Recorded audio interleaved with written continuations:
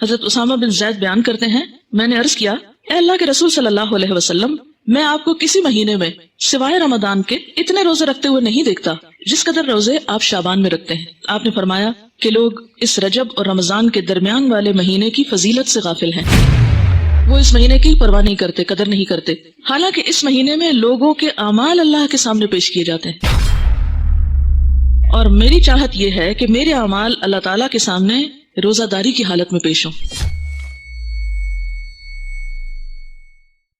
اس مہینے میں نبی صلی اللہ علیہ وسلم سے جو عمل ثابت ہے وہ کیا ہے؟ روزوں کی کثرت۔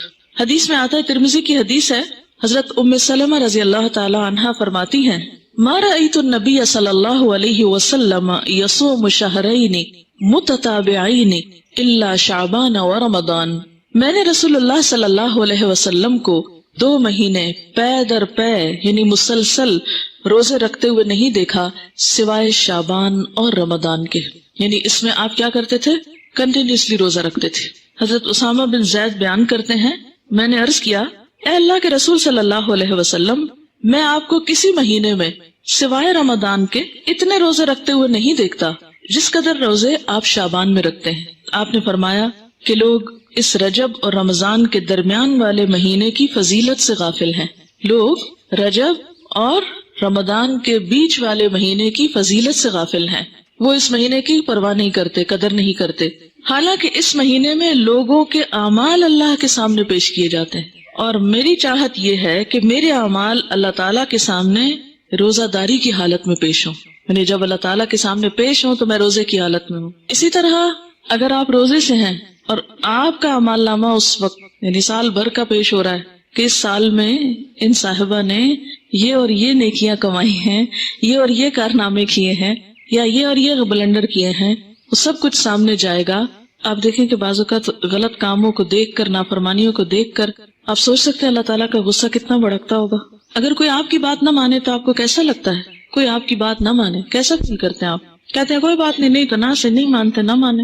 تو آپ دیکھیے کہ جب آپ کا رجسٹر، آپ کے سال بھر کے کام پچھلے شعبان سے اب تک جو آپ نے کیا وہ جو پیش ہوتا ہوگا، ویسے تو اللہ تعالیٰ روز بھی دیکھتے ہیں نا، آپ کو ہر لمحہ جانتے ہیں۔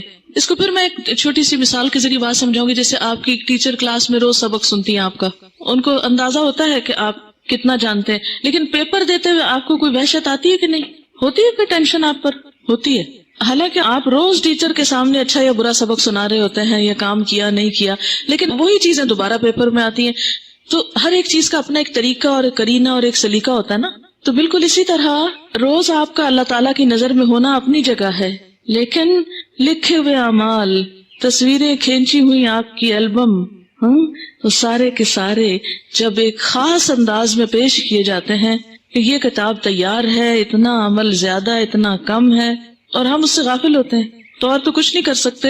ایٹ لیسٹ اس مہینے میں حسب توفیق نیکی کے کام کریں تاکہ اعمال نامہ جب پیش ہو تو اللہ تعالیٰ ہماری غلطیوں سے درگزر فرمائے۔